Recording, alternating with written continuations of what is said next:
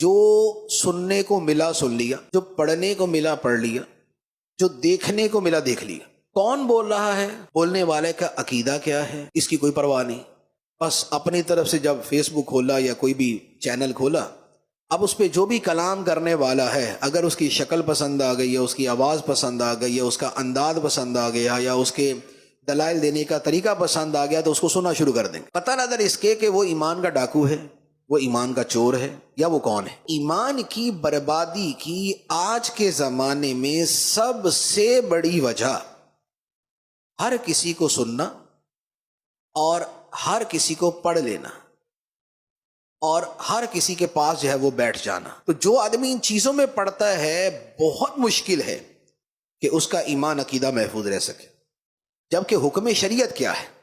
حکم شریعت کیا حکم شریعت یہ ہے کہ جس کو مرضی سن لو؟ جیسے لوگ کہتے ہیں جی سنو سب کی کرو من کی، کہ کرو اپنی، سن بھلے جس کو مرضی لو۔ کیا دین کا حکم یہ ہے؟ نہیں۔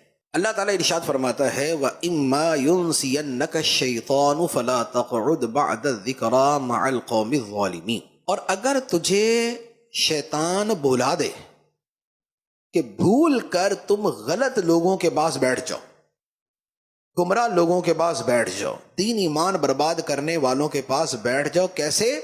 بھول کر۔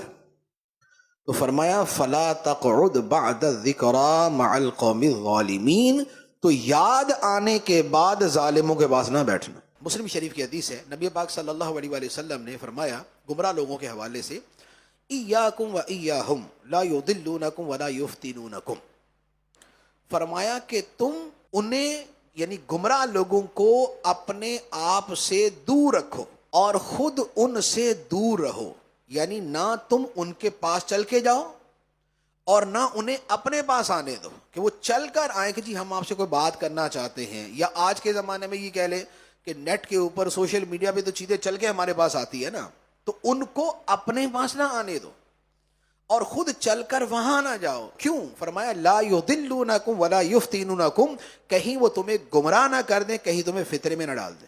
یہ کیا ہے کہ گمراہوں کو نہ سننا ہے نہ ان کے پاس بیٹھنا ہے۔ تو جب آدمی اپنے آپ کو ڈسٹینس پہ کر لیتا ہے، غلط بندے کو سنتا ہی نہیں ہے تو وسوسہ کہاں سے آئے گا؟ غلط شے کو پڑھتا ہی نہیں ہے تو وسوسہ کہاں سے پیدا ہوگا؟ تو لہٰذا دین ایمان کی حفاظت کا طریقہ یہ ہے کہ